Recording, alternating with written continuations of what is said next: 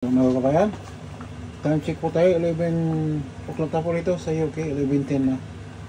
So ito, nagluto tayo ng munggo para may sabaw tayo po, sabaw na rin ito at saka gulay, diba? Tsaka gusto ng mga bata po ito, yun po. Ito lang pinakagusto ng gulay at saka pinakbat yan.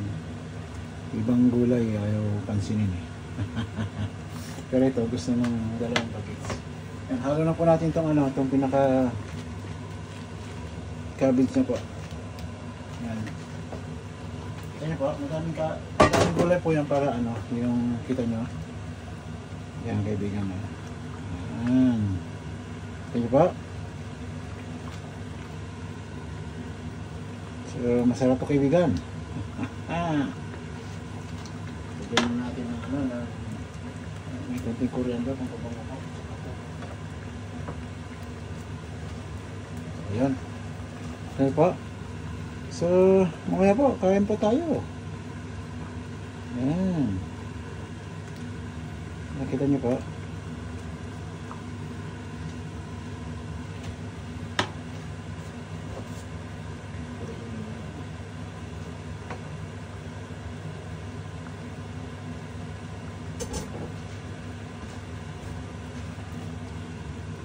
Ito, marami nito.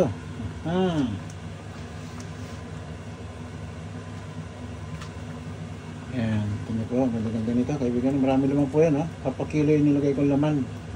Pero hindi yung, binili ko po yung parang smoke something na madali nang gawin eh. Kaya lang minsan maalat, ibabad nyo ng mainit na tubig kalating oras tapos ugasan nyo, pwede po yun. O pwede nang kung hindi nyo ugasan, huwag na kayong maglalagay na masyadong asin kasi kung na po yung maalat na konting pa na lang, konting pa na lang kumbaga sa ano. Yun po, ayan, ang ganda na po kaibigan nyo. Diba kaibigan, no? Tabis na to. May luya pala, naglagay ko ng luya po at saka ano, yan, yan, cabbage saka ano, yan. Paminta rin po ito, konting coriander leaves, pwede po yan, pampabango rin. Dapat na maluto, nawawala yung amoy niyang iba. Pwedeng konting oregano po, konting-konti lang kung gusto niyo, bahala kayo. Ayun, lalagay kasi ako nun pa, para yung mabango, mabango siya.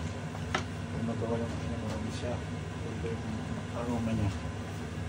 Wala kayong maamoy na lasang munggo na o something.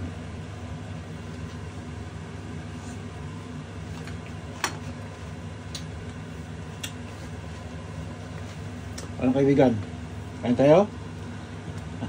Niluluto ko po yung kanin po, ayun o, malalaking hiwa po niya, no? So kaibigan, paano? Nandito lang muli at magandang tanghali sa atin lahat po. Kainan na mga kaibigan.